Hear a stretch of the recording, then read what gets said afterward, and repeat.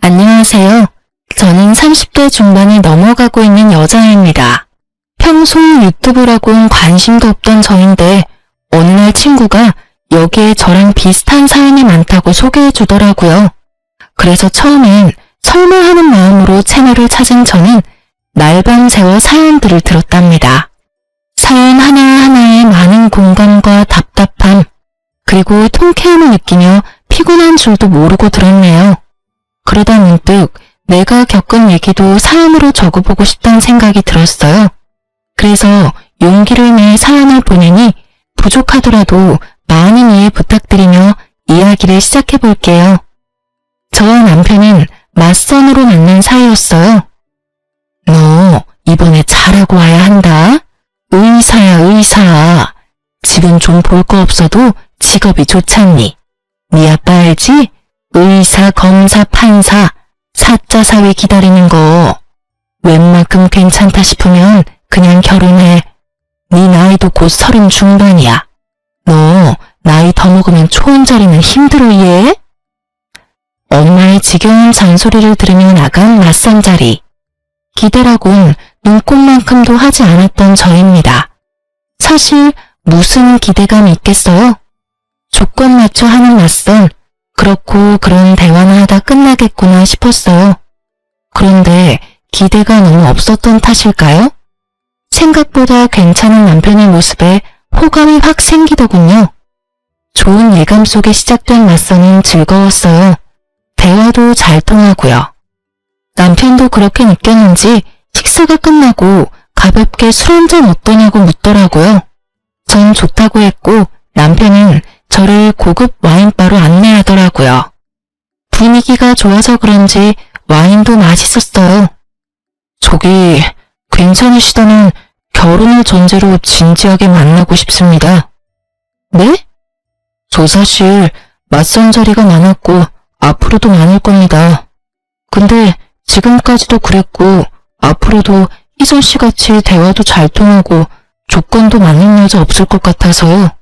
그리고 무엇보다 외모가 제 스타일이세요. 들어오시는데 정말 예쁘시다고 생각했습니다.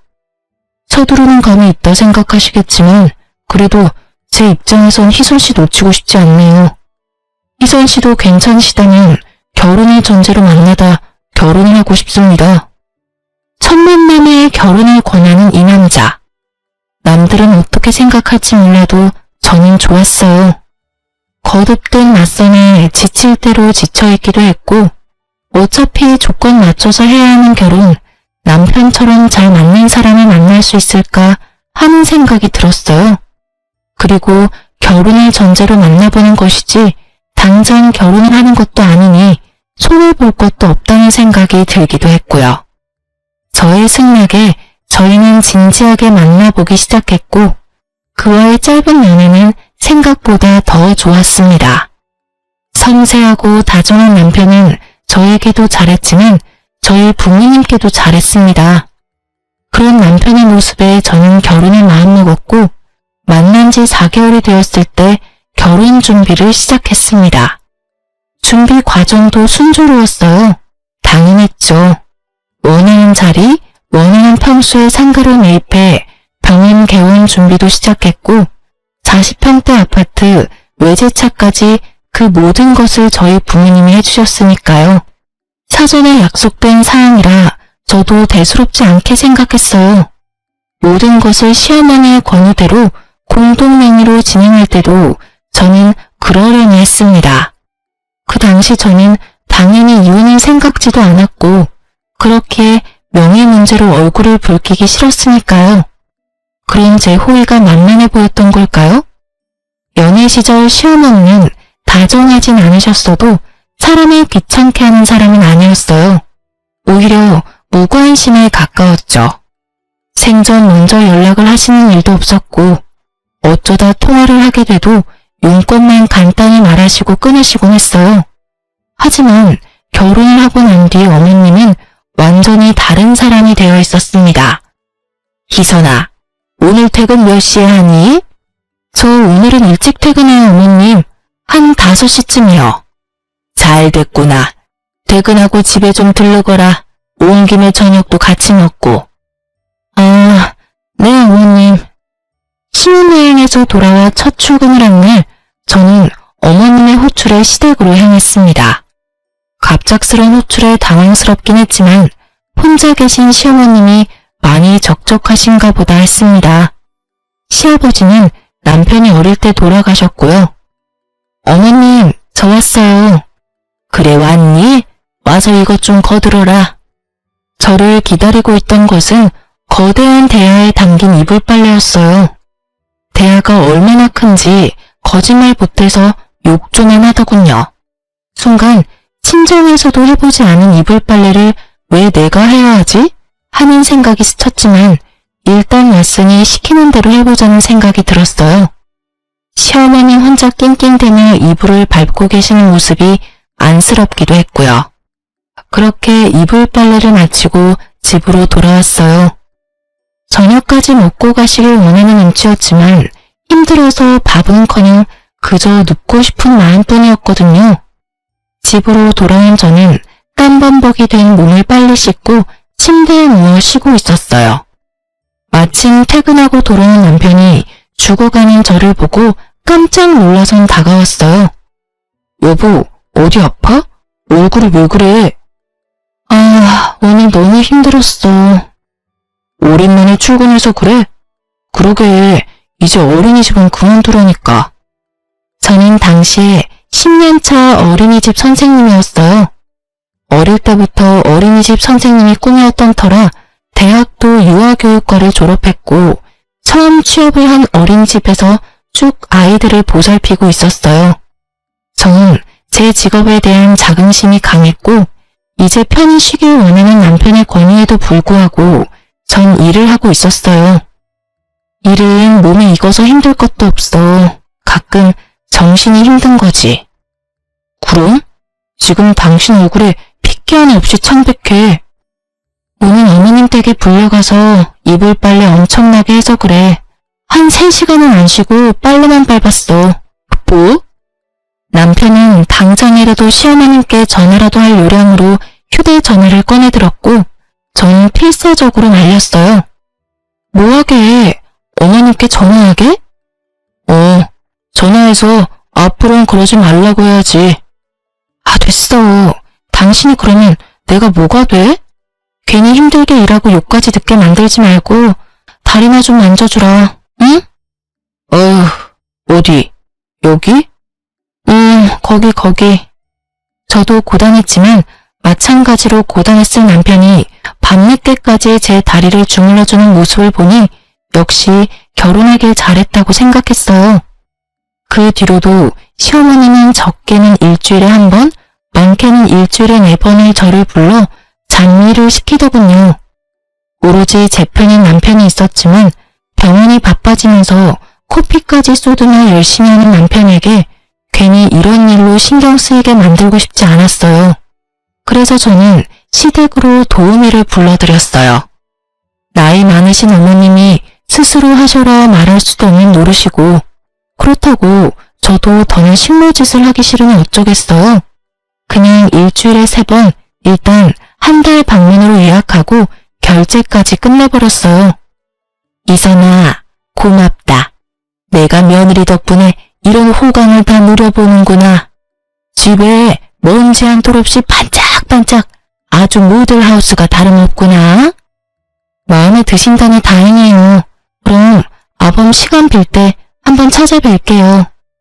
시어머님 반응도 나쁘지 않았고요. 저는 오랜만에 주어진 자유에 그간 쌓였던 피로를 풀며 아주 평화로운 시간을 보내고 있었어요. 하지만 그 평화는 오래가지 않았죠. 여보, 300만 원 결제, 이거 뭐야? 아, 그거? 어머님 댁에 도우미 보내드렸어. 한 달치 선불로 결제했거든. 뭐? 당신이 급한 일 있으면 쓰라고 준 카드로 결제했어. 어머님이 하루가 멀다고 불러서 이일저일 시키시는데 도저히 안 되겠더라고. 그렇다고 전 못해요. 어머님이 다 하세요. 이럴 순 없잖아. 그래서 당신 카드로 결제했어.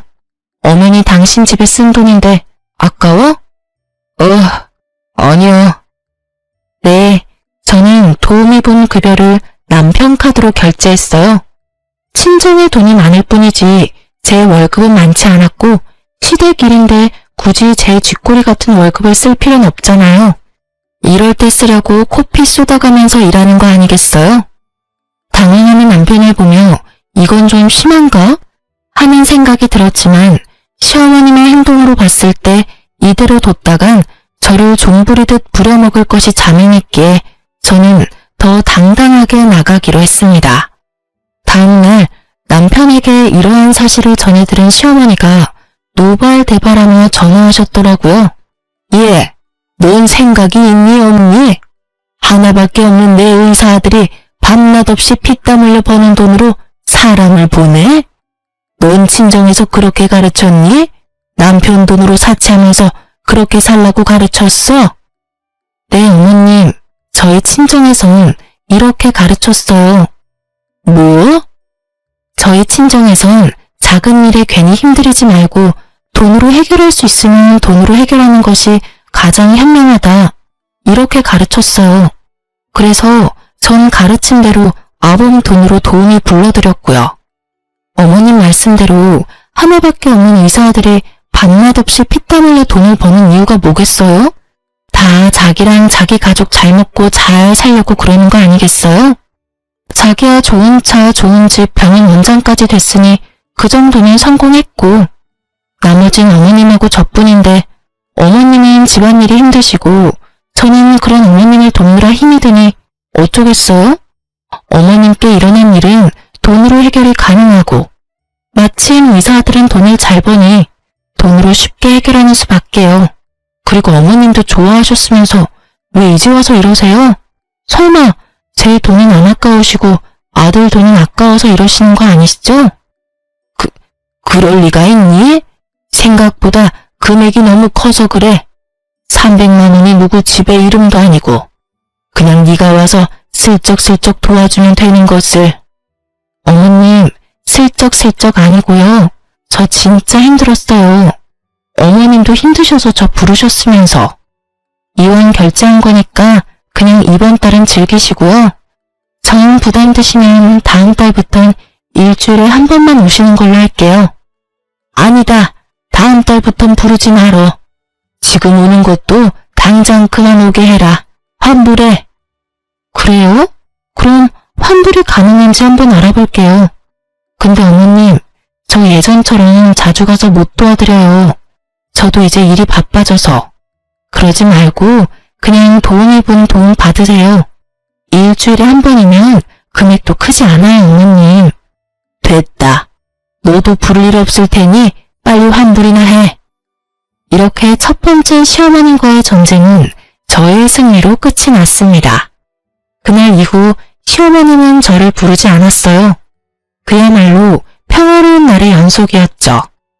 시댁 때문에 스트레스 받을 일이 없으니 남편에게 더 잘하게 되고 저에게 대접받은 남편은 더욱 힘내서 병원을 꾸려나갔어요. 그러면서도 쉬는 날이면 저와 산책도 하고 좋은 곳에서 외식도 하곤 했어요. 더할 나위 없이 행복했어요. 제가 꿈꾸던 결혼 생활이었죠.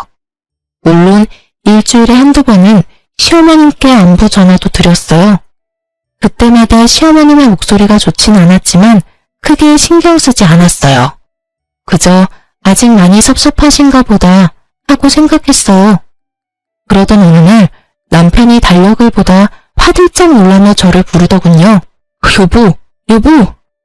왜 그래? 내일 아버지 제사야. 어쩌지? 어쩌긴 어째. 마침 나도 내일 연차니까 가서 준비하면 되지. 나 내일 VIP 상담 있어. 아마 바로 시술 진행하지 싶은데. 그게 말이 좋아야 시술이지. 수술 시간만큼 걸려서 늦지 싶어. 어쩔 수 없지 뭐. 나라도 가서 해야지. 힘들 텐데. 내가 최대한 빨리 끝내고 갈게. 그래, 알겠어.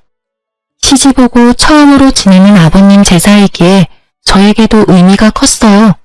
거기에다 어머님 기분도 좀 풀어드릴 겸 혼자 인터넷에 검색을 해가며 장을 봐서 시댁으로 갔어요. 어머님, 저 왔어요. 왔니? 어머님, 어디 아프세요? 어머님은 마스크를 끼고 누워 계셨어요. 머리엔 젖은 수건도 한 장 올리시고요. 말할 기운도 없으셨는지 기침 소리를 내면서 말했죠. 몸살이 왔는지 안 아픈 곳이 없구나. 열도 나는 것 같고. 어머, 어떡해요. 병원 다녀오셨어요? 그럼 약도 얼마나 독한지 정신이 몽롱한 게 어지러워서 누워있었어. 약기운이 퍼져서 그러는가 봐요. 한숨 주무세요. 음식은 제가 어떻게든 해볼게요. 네가 할 수 있겠니? 최선을 다해볼게요. 어제 남편과 통화할 때까지만 해도 멀쩡하던 사람이 갑자기 아프다니 의심쩍은 부분이 있었지만 본인이 아프다니 어쩌겠어요? 저는 얼른 음식을 준비하기 시작했어요. 처음 해보는 제사 음식이지만 침상에서 어깨너머로 본 것이 도움이 되더군요.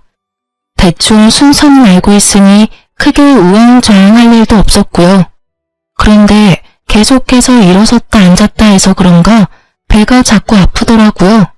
화장실 가고 싶은 배가 아니라 꼭 생리통같이 아랫배가 콕콕 쑤시는 느낌이요.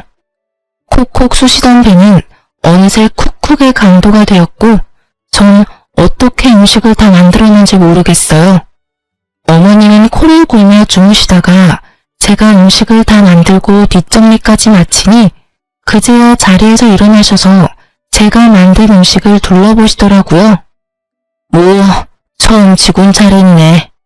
우리 아들도 곧 온다고 하니 우리가 상을 차려놓자꾸나. 우리 아들 오면 바로 시작할 수 있게. 그렇게 전 어머님을 도와 제사상을 차렸어요. 차리는 와중에 집에 들어선 남편이 제 얼굴을 보고 화들짝 놀래더라고요. 여보, 어디 아파? 어? 왜? 얼굴에 핏기 하나 없어. 이러다 진짜 쓰러지겠다. 얼른 가서 좀 누워. 어머니는 이 사람 이렇게 될 때까지 뭐 하셨어요? 이 사람 얼굴 좀 보세요. 아까까진 괜찮았는데 갑자기 왜 그러니 너? 사실 아까부터 배가 좀 아파서요. 나머지 좀 부탁해. 나 당신 방 가서 좀 누워있을게. 걱정하지 말고 얼른 가서 쉬어. 저는 시어머니 말 궁시렁대는 소리가 들려왔지만 그 말에 신경 쓸 겨를이 없었어요.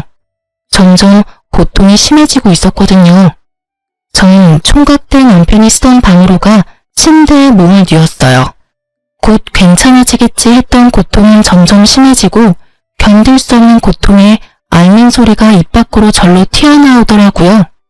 어느새 제사를 끝낸 남편이 제 곁으로 와서 걱정스러운 눈빛으로 저를 보고 있었어요. 여보, 괜찮아? 아니, 안 괜찮아. 다 끝났지? 얼른 병원 가자. 나 진짜 죽을 것만 같아. 더는 못 참겠다며 몸을 일으키는 순간 아래쪽에서 울컥한 느낌과 함께 참을 수 없는 고통이 느껴졌어요. 여보, 왜 그래? 여보, 이거 피 아니야? 제 발밑으로 피가 흘러내리고 있었어요. 저는 급히 병원으로 이송되었고 정신을 잃었어요. 정신을 차렸을 땐 병실이었어요. 저의 손을 잡고 울고 있는 남편과 그 옆에 앉아있는 시모가 보였어요. 저는 몰려오는 졸음에 다시 눈을 감았어요. 등신, 상등신, 어떻게 자기 몸에 애가 들어선 줄도 모르고. 어머니, 그만하세요. 졸음이 몰려왔을 뿐이지 잠이 든 건 아니었기에 전 모든 얘기를 듣고 있었죠. 임신을 했었다는 사실과 유산을 했다는 사실도 충격이었지만 시어머니의 말이 더 충격이었어요. 당장이라도 일어나서 어떻게 말씀을 그렇게 하시냐 따지고 싶었지만 더 들어보기로 했어요. 그만하긴 뭘 그만해? 어디 내가 틀린 말 했니? 여자가 어떻게 자기 뱃속에 아기가 생긴 줄도 몰라? 아니, 몰랐다고 쳐. 아무리 그렇다고 한들 배가 그렇게 이상하고 아프면 빨리 병원에 갔어야지. 미련스럽게 그걸 다 참고 결국 이사다를 내? 손귀한 집의 유산이 웬 말이냐? 혹시라도 아들이었으면 원통해서 어째? 저 등신 같은 게 곰처럼 미련해서는 하여튼 하나부터 열까지 마음에 드는 구석이 없어 마음에 드는 구석이. 남편도 충격이 큰지 아무 말도 하지 않더라고요. 그 뒤로도 온갖 모욕적인 말들이 시어머니 입을 통해 흘러나왔지만 그 목소리가 점점 흐릿해지더니 약기운에 잠이 들었는지 눈을 떠보니 아무도 없더군요. 그저 눈물이 흘러나왔습니다. 아기를 잃은 것도 하늘이 무너질 것만 같은데 왜 제가 그런 소리를 들어야 하는지 이해할 수도 없고 이해하고 싶지도 않았어요. 그렇게 하염없이 눈물만 흘리고 있는데 신랑이 들어오더라고요. 여보, 언제 일어났어? 괜찮아? 내가 왜 그런 얘기를 들어야 해? 응? 그게 무슨 말이야? 내가 왜 그런 얘기를 들어야 하냐고. 나 어제 어머님 하시는 말 다 들었어. 제 말에 크게 당황한 남편이 안절부절 못하다가 저를 꼭 안아줬어요. 내가 다 미안해. 그렇지 않아도 많이 놀라고 힘들 텐데 그런 말까지 듣게 해서. 어머님도 많이 속상하셔서 그래. 말은 안 했지만 손주 기다리신 눈치였어. 내가 앞으로 더 잘할 테니까 다 잊어. 힘들겠지만 다 잊고 새로 시작하자. 그런 말을 들었는데 어떻게 잊어. 난 앞으로 어머님 뵐 자신 없어. 그래, 당신만 풀릴 때까지 안 봐도 돼. 당신 하고 싶은 대로 다 해도 되니까 마음 풀어, 응? 당신한텐 미안해. 당신도 아기 기다렸을 거 아니야. 아니야, 난 아기보다 당신이 더 소중해. 그러니까 난 신경 쓰지 말고 당신이나 신경 써. 알겠어.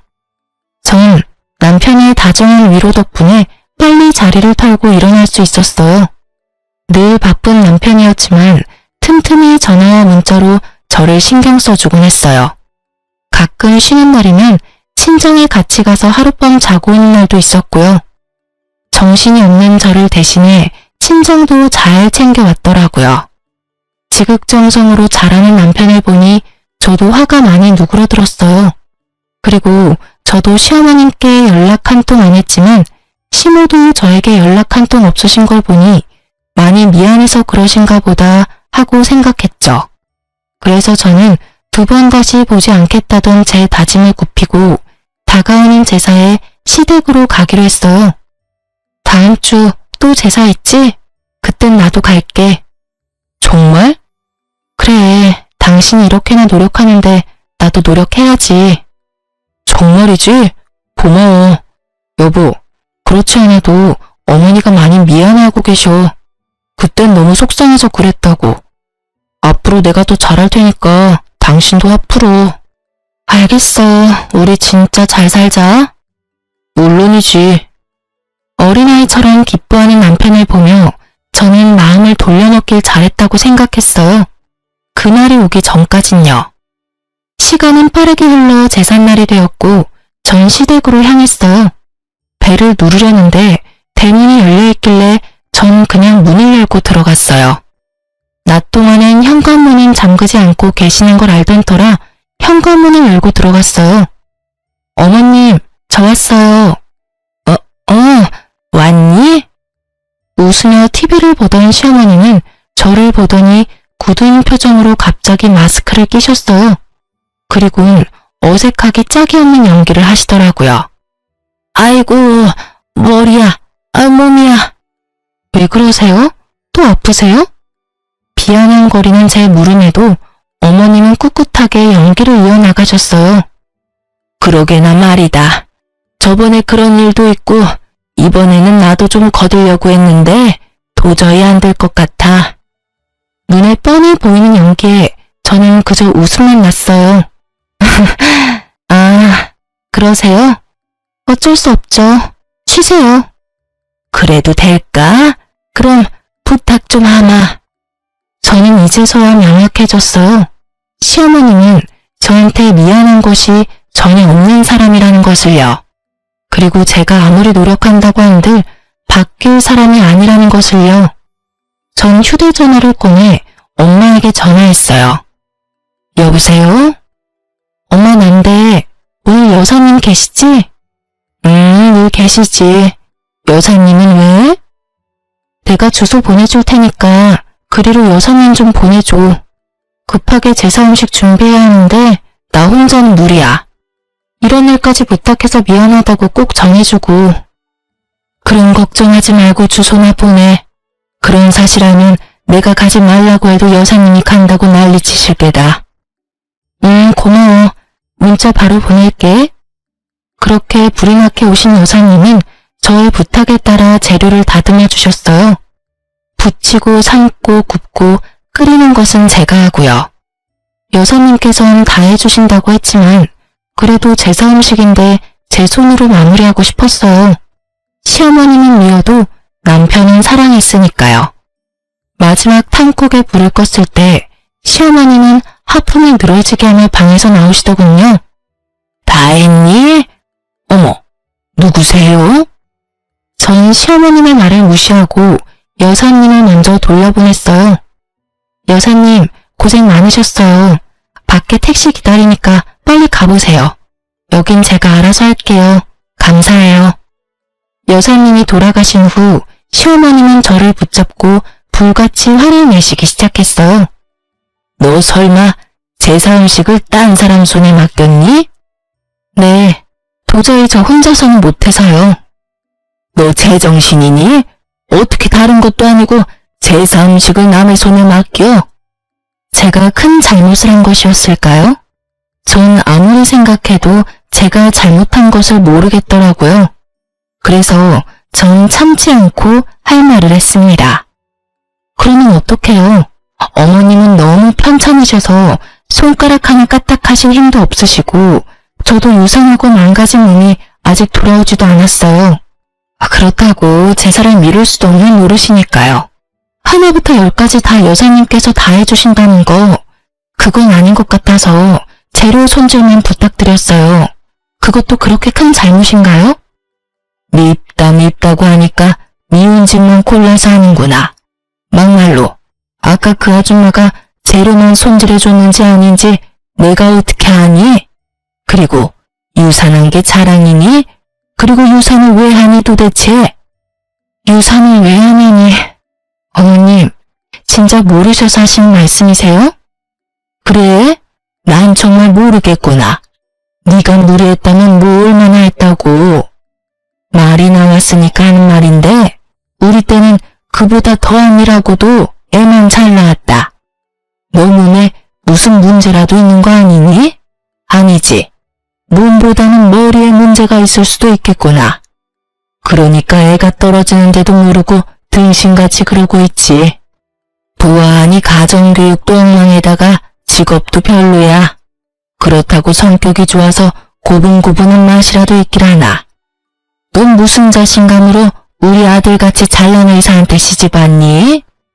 애초에 너같이 멍청한 애랑 잘난 우리 아들이랑 결혼시키는 것도 아니었는데. 누굴 탓하겠니? 내가 맘이 너무 약해서 너 같은 걸 며느리라고 참고 산다 살아. 시어머님 말씀을 듣고 있자니 어이없어 웃음만 나오더라고요. 무슨 부귀영화를 누리겠다고 아직 좋지도 않은 몸을 이끌고 와서 여사님께 민폐까지 끼쳐가는 음식을 해대는지 참 시어머님 말처럼 제가 등신이었더라고요. 그래서 전 더는 등신같이 굴지 않기 위해 제가 만든 음식을 큰 통에 다 담았어요. 너 뭐하니? 어머님 말씀대로 제가 참 등신이었네요.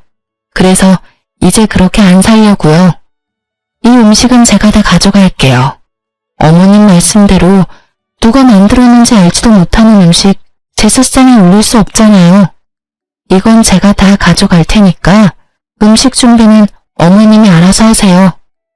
뭐라고? 그리고 이 등신 같은 미련한 며느리는 이만 가볼게요. 전 어머님이 절 이렇게나 미워하고 싫어하시는 줄 모르고 어렵게 마음 돌려왔는데 이제 그딴 짓 하지 않으려고요. 앞으로는 무슨 일이 있어도 찾아오는 일 없을 테니 저한테 연락하지 마세요. 그럼 가볼게요. 전 그 길로 시댁에서 나와버렸습니다. 뒷좌석에 음식을 싣고 시동을 걸려는 순간 남편에게 전화가 왔어요. 응, 여보. 여보, 어쩌지? 나 오늘 못 갈 것 같아. 응? 당신 할아버지 제사인데 당신이 못 오면 어째? 나 오늘 중요한 VIP 수술 있는데 깜빡했지 뭐야? 어쩌지? 나도 지금 어머님이랑 한바탕 하고 나오는 길이란 말이야. 나도 모르겠으니까 어머님께 전화해. 전화를 끊은 저는 친정으로 가려다 집으로 향했어요. 남편도 못 온다고 하니 간소하게라도 제사를 지내려고요. 제사 그게 뭐라고. 지금 생각하면 저 자신이 참 한심한데 그땐 최소한의 도리라도 하고 싶었어요. 그렇게 저는 집으로 돌아와 혼자 제사를 지내고 잠이 들었어요. 아침에 일어나 보니 당연히 옆에서 자고 있어야 할 남편이 없더라고요. 휴대전화를 확인하니 남편에게 문자가 와 있었어요. 나 수술 이제 끝나서 병원에서 잠시 눈 붙이고 바로 진료 시작하려고. 미안해. 문자 온 시간을 보니 새벽 4시가 넘은 시간. 밤새워 고생했을 남편을 생각하니 안쓰럽더군요. 참 바보 같은 생각이었죠. 왜 의심조차 하지 않았을까요? 아무리 개인 병원이고 VIP 손님이더라도 성형외과에서 그 시간까지 수술할 리가 없는데. 하여튼 전 고생하는 남편을 위해 몸에 좋다는 걸 구해다 열심히도 챙겨 먹였어요. 유산 이후 쉬던 터라 시간이 많기도 했고 시어머니와 그렇게 끝내버린 것이 남편에게 내심 미안하기도 했거든요. 그런데 남편은 점점 바빠졌고 외박하는 날이 잦아졌어요. 여보, 왜 이렇게 외박이 잦아? 우리 병원 이제 야간 근무도 해. 이게 보니까 야간에 시술을 원하는 환자가 많더라고. 미리 말한다는 게 정신이 없어서 깜빡했네. 미안해. 아, 그렇구나. 우리 여보가 고생이 많네. 어머님 일은 됐어. 당신은 이제 어머니한테 신경 쓰지 마. 두 사람 만났다면 싸우니까 나도 곤란하고 힘들었는데 차라리 잘 됐다고 생각하자. 그냥 당신은 당신 몸 잘 추스르고 심정에 신경 더 써드려. 알겠어. 오늘도 늦어? 아마 못 들어올 거야. 페이닥터라도 구하고 싶은데 아직 그 정도까진 무리라서 한동안은 내가 다 해야 할 것 같아. 고생해. 외박이 잦아지니 저도 의심이 되긴 했지만 병원 때문이라 하니 그런 줄만 알았어요. 집에 와서 잠만 자고 나가는 날들이 많아지고 가끔 집에서 쉬는 날에도 잠만 자더라고요. 대화는 사라지고 남편을 다정한 모습은 점점 사라졌어요. 아니, 사라졌을 뿐 아니라 변해갔어요. 당신 살쪘어? 나? 그런가? 아닐 텐데. 왜? 나 돼지 같아? 아니, 그 정도는 아닌데 관리 좀 해야겠다. 살도 좀 찐 것 같고 피부도 처지는 것 같네. 그래? 마사지라도 받아야겠다. 당신 카드 좀 쓸게. 당신 돈 없어? 병원에 기계 새로 들여서 나도 힘들어. 아, 나도 고정적으로 나가는 게 있으니까. 알겠어. 내 돈으로 알아서 할게. 일을 쉬고 있으니 수입은 없는데 생활비부터 시댁 용돈까지 다 제 통장에서 나가니까 순식간에 통장 잔액이 비더라고요. 결혼 초반엔 신랑도 수입이 일정치 않았으니 제가 모든 걸 맡아서 해결했었거든요. 아무것도 모르는 남편이 그런 식으로 말하니 섭섭하긴 했지만 남편도 오죽 힘들면 저럴까. 그렇게 남편이 이해하려 했었어요. 그러던 어느 날 엄마에게 전화가 왔어요. 엄마. 요새 박서방 무슨 일 있니? 왜? 무슨 일이라니? 요즘 통 연락도 없고 해서 내가 전화했더니 받지도 않고 혹시나 무슨 일 있나 해서. 아, 요즘 야간 진료도 혼자 도맡아 하느라고 바빠서 그런가 봐. 나도 요즘 얼굴 보기 힘들어. 그랬구나. 어쩐지. 2주에 한 번은 꼭 네 아빠랑 박서방이랑 낚시 다녔는데 요즘은 연락도 없더라고. 네 아빠 내심 섭섭한 눈치였는데 내가 말해줘야겠네. 자위, 요즘 엄청 바빠서 그렇다고. 하여튼 네가 병원으로 옷도 좀 챙겨가고 해. 박서방 힘들겠다. 그렇지 않아도 오늘 가보려고 했어. 이틀째 못 들어오고 있어서 옷이라도 주고 오려고. 그래, 너도 몸 잘 챙기고. 사실 그때 어렴풋이 느꼈던 것 같아요. 아, 이 사람이 좀 이상하구나 하고요. 엄마와의 통화가 끝나고 전 미리 챙겨두었던 남편의 옷가지들을 가지고 병원으로 향했어요. 그런데 이게 무슨 일일까요? 병원 불은 꺼져 있고 마침 퇴근하는 간호사들이 나오고 있었어요. 저를 알아본 간호사 한 명이 인사를 건네더라고요. 사모님, 어쩐 일이세요? 원장님 아까 퇴근하셨는데 연락 못 받으셨어요?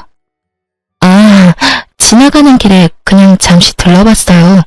근데 혹시 요즘 야간 진료해요? 야간 진료요? 아니요? 저희 야간 진료한대요? 아니, 아는 사람이 새벽까지 하는 야간 진료 병원이 있다길래 혹시나 해서요. 그런 병원도 있어요? 하여튼 저흰 야간 진료 없어요. 그럼 먼저 가볼게요. 네, 고생했어요. 태연한 제 목소리와는 달리 분노에 가득 찬 제 주먹은 부들부들 떨리고 있었어요. 대체 어디서부터 어디까지 거짓이었는지 감도 잡히지 않았어요. 머릿속엔 온갖 더러운 상상들이 뒤섞이며 집까지 어떻게 온 줄도 모르겠더라고요. 그저 정신을 차려보니 남편은 침대에서 자고 있고 전 남편의 휴대전화를 보고 있었어요. 다행히 비밀번호는 바뀌지 않았더라고요. 업무적인 문자들 사이 유난히 눈에 띄는 문자가 있었어요. 하사장님. 그녀와 주고받은 문자를 보는데 눈물이 흘러나왔어요. 보고 싶다, 사랑한다, 어젯밤 너무 좋았다 등등. 사랑하는 연인들이 나눌 법한 내용이었어요. 내용보다 더 기가 막힌 건 문자를 주고받은 날짜였어요. 처음 사적인 문자를 주고받은 건 아버님의 제삿날, 즉 제가 임신한 줄도 모르고 혼자 제사상을 차리다 불쌍한 아기를 하늘나라로 보낸 날이었어요. 그날부터 두 사람의 사적인 문자가 시작되었더라고요. 처음은 정말 환자와 의사 사이에 주고받을 수 있는 간단한 인사치레였어요. 하지만 점점 애정이 묻어나기 시작하더니 결국 사랑한다는 말이 오가더라고요. 그 기점이 할아버지의 제삿날이더라고요. 다른 여자랑 침대에서 그딴 더러운 짓이나 하는 줄도 모르고 전 땀 뻘뻘 흘려가며 제사상이나 차렸다고 생각하니 피가 거꾸로 솟았어요. 전 하사장의 번호를 적어두고 주고받은 문자를 동영상으로 촬영했어요. 혹시 모르는 상황을 위해 증거를 남겨야 했으니까요. 그리고 세상 모르고 자는 남편을 깨웠어요. 일어나. 일어나라고.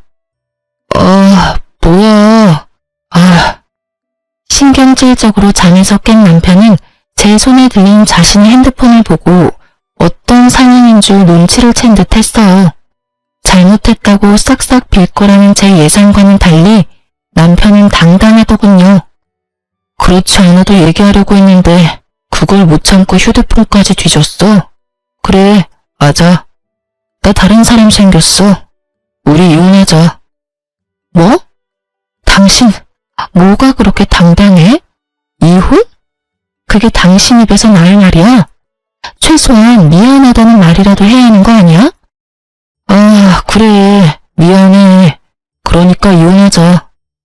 한숨을 내쉬며 마지못해 사과하는 남편을 보며 참을 수 없는 분노를 느낀 저는 있는 힘껏 남편의 뺨을 내리쳤어요.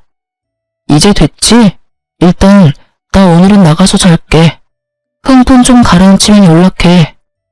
한 대 맞아줬으니 만족하냐는 표정의 남편은 그대로 집을 나가버렸습니다. 그야말로 억장이 무너진다는 것이 이런 심정이었을까요? 전 그대로 자리에 주저앉아 남편이 나간 문을 보며 울었어요.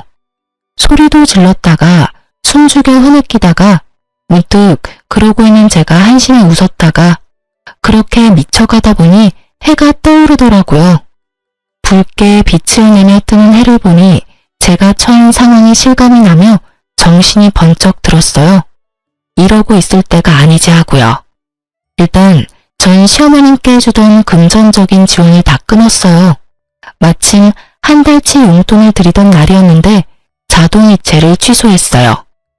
돈이 들어올 때가 됐는데 들어오지 않으니 시모한테서 전화가 계속해서 오더라고요. 계속 울리던 전화가 잠잠하다 싶더니 집으로 직접 찾아오셨더라고요. 비밀번호는 어떻게 알았는지 당당하게 문까지 열고 저를 노려보고 계셨어요. 남편이고 시어머님이고 뭐가 저리 당당한지 헛웃음이 나더라고요. 너 지금 웃니? 웃음 없어서요. 무슨 일이세요? 너 왜 전화 안 받니? 그리고 돈은 왜 안 붙이니? 오늘 돈 붙이는 날인 거 잊었니?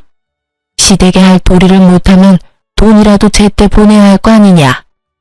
어머님, 저한테 돈 맡겨두셨어요? 그게 왜 네 돈이야? 엄연히 내 아들 돈이지. 아니요. 이때껏 어머님 드린 용돈, 그거 제 돈으로 드린 거였어요. 어찌 되었든 그 돈이 그 돈 아니니. 됐고, 얼른 돈이나 붙이거라. 제가 왜요? 저 돈 없어요. 저의 태도에 시어머님은 노발대발 저한테 화를 내더라고요. 저는 그러든가 말든가 남편에게 전화를 걸어 얼른 집으로 오라고 했죠. 시어머님은 그런 저를 보며 더욱 언성을 높이며 호통을 쳐댔지만 전 아무런 대꾸도 하지 않고 그저 보고만 있었어요. 근처에 있었는지 남편이 빨리도 왔더라고요. 당신 어머님 좀 데리고 가줄래? 나한테 돈 내놓으라고 하는데 내가 참 어이가 없어서. 내가 당신 집안 ATM 기기야? 왜 나한테 와서 돈을 달래? 어머니, 가세요. 저년 저거 말하는 꼴 좀 봐라. 아들 너 진짜 저딴 년이랑 살아야겠니? 참나. 당신도 들었지? 내가 이딴 취급까지 받았는데 순순히 이혼해 줄 것 같아? 이혼? 이혼이라니 무슨 말이니? 나가서 말씀드릴 테니 얼른 나오세요. 다시는 찾아오지도 마시고. 얼른 모시고 가. 이 이상 선 넘으면 죽을 때까지 이혼 안 해줄 테니까 그렇게 알고. 저의 협박과도 같은 으름장에 남편은 시어머님을 끌고 가다시피 데리고 나갔어요. 저는 다시 정신을 차리고 적어두었던 내연녀의 번호를 찾아 전화를 걸었어요. 저의 전화를 받은 그 여자는 많이 당황하더라고요. 저 역시 당황스러웠어요. 알고 보니 이 여자 엄청난 재력가더라고요. 남편이 당당한 것엔 이유가 있었어요. 거기에다 남편이 이미 이혼을 마친 돌싱남으로 알고 있었어요. 산 넘어 산이라더니. 남편의 거짓말은 어디까지일까요? 제가 알던 남편은 대체 누구였던 걸까요? 전 온몸에 소름이 끼치더라고요. 그러면서 묘수가 떠올랐어요. 그날 저녁 저의 호출에 남편이 집으로 왔어요. 당신 이미 이혼했다고 거짓말했다며? 당신이 그걸 어떻게... 설마 그 여자랑 통화했어? 그럼 내가 그 문자도 다 봤는데 전화번호도 안 적어뒀을 거라 생각했어? 미쳤어? 그 사람한테 뭐라고 했어? 설마 다 말한 건 아니지? 미치긴 당신이 미쳤네. 아직도 상황 판단이 안 돼? 어디서 큰 소리야? 무릎 꿇고 빌어도 될까 말까 하는 상황에. 원하는 게 뭐야? 집, 차, 병원, 결혼할 때 우리 집에서 해줬던 모든 거 다 내 명의로 바꿔. 병원은 그냥 당신이 나한테 비싸게 사. 어차피 의사질은 계속 해야 할 거 아니야. 그리고 위자료도 내놔. 이때까지 내가 당신 집에 지원했던 생활비까지 다 포함해서. 뭐? 그 여자도 돈 많은 것 같은데? 괜한 작은 거에 미련 가지다 큰 거 놓치지 말고 그냥 다 내려놓고 그 여자한테로 가. 따져보면 손해보는 짓은 아닐 텐데. 진짜 그렇게 해주면 이혼해 줄 거야? 그래, 그까짓 이혼해 줄 테니 내가 원하는 대로 다 해. 그래, 알겠어. 남편 남편이 돌아간 후 저는 기쁨을 주체할 수가 없었어요. 남편이 외도를 알게 된 후 변호사 친구와 만나 상담을 했었어요. 변호사 친구의 말이 위자료는 당연히 받을 수 있는 상황이지만 나머지는 힘들다고 했었거든요. 집, 차, 병원 등 공동 명의인 것이 문제였어요. 하지만 전 단 1원도 주고 싶지 않았고 뾰족한 방법이 없었는데 이렇게 쉽게 일이 풀리다니. 마음은 많이 아팠지만 저런 남자와 빨리 이혼하게 된 것도 재산도 다 찾아올 수 있게 된 것도 하늘이 돕는다고 생각하니 웃음이 나더라고요. 그렇게 저의 이혼은 척척 빠르게 진행되었습니다. 유예기간 한 달 동안 전 저보다 더 속상해하시는 부모님을 모시고 여행도 다녀오고 바쁘게 지냈어요. 드디어 기다리고 기다리던 이혼 의사 확인서를 받아 구청에 제출하고 비로소 이혼이 확정되었어요. 이렇게 끝일까요? 아닙니다.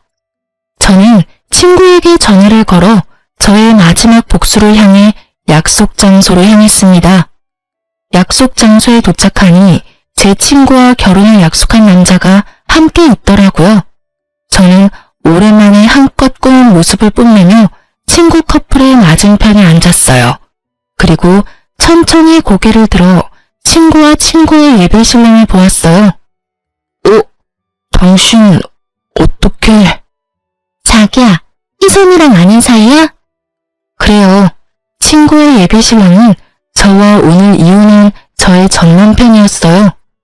귀신이라도 본 사람처럼 얼굴이 백지장이 된 전 남편과 그런 전 남편을 보며 웃고 있는 친구와 나.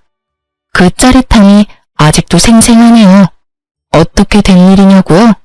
내연 영화의 통화를 위해 전화를 건 저는 전화번호의 주인이 제 친구라는 것을 알게 됐어요. 그러면서 며칠 전 친구가 사랑하는 남자가 생겼다고 돌싱인데 너무 좋은 사람이라며 결혼하고 싶다고 했던 말이 떠올랐어요. 모든 사실을 안 저는 친구와 통화를 하며 모든 사실을 말해주었고 저희 두 사람은 남편에게 복수하기 위해 계획을 세웠던 거죠. 아니, 아는 사람이랑 많이 닮아서 처음 뵙겠습니다.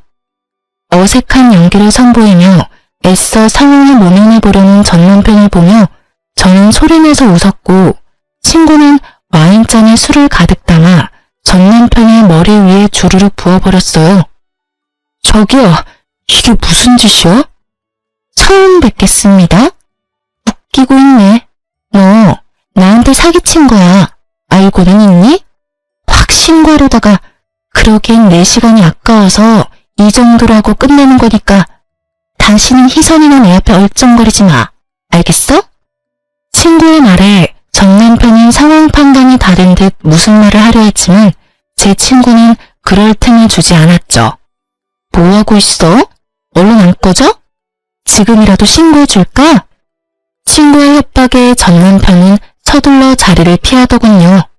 걸으면 나 살려라 하고 도망치는 꼴이 얼마나 통쾌하던지 얼마나 크게 웃었나 몰라요.